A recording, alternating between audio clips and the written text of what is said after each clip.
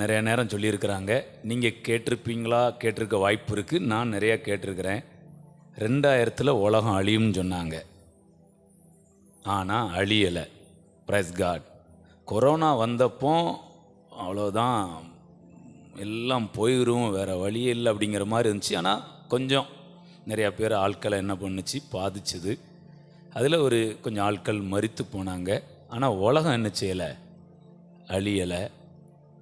இப்போ நம்ம 2025க்கு என்ன பண்ணிட்டோம், சிலர்லாம் உலகம் அழிஞ்சிரும் 2000 கோழி ஆடு இதெல்லாம் அடித்து சாப்பிடலாம் செஞ்சாங்க. இதிலிருந்து நம்ம என்ன கற்றுக்குறோம் அப்படின்னா, கண்டிப்பாக உலகம் அழியாது. அதுக்காக எதுவுமே நடக்காதா அப்படின்னா, மாற்றங்கள் நடக்கும். Praise God. இந்த 2024 முடிகிற இந்த வேளையில் ஆவியானவர் நமக்கு ஒரு உணர்வை கொடுக்கிறாரு. இந்த உலகம் அழியாது. எழுத்தின்படி இந்த பூமி அக்கினிக்கு இரையாக வைக்கப்பட்டிருக்கு.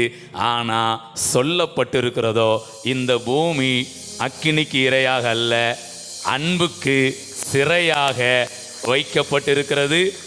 நான் கல்வாரி சிலுவையின் ஆசீர்வாதத்தை மனதில் வைத்து, இயேசு செய்து முடித்ததை மனதில் வைத்து சொல்கிறேன். நான் சிலுவையை சென்டரில் வைத்து இந்த உலகத்தை பார்க்குறேன். சிலுவைக்கு முன்பாக இந்த உலகம் அக்கினிக்கு இரையாய் மாறாது, இது அன்புக்கு சிறையாய் மாறுகிறது. அதுக்கு நான் எங்கேயோ இருந்து எடுத்து சொல்லலை, நான் என்ன வச்சு சொல்கிறேன்.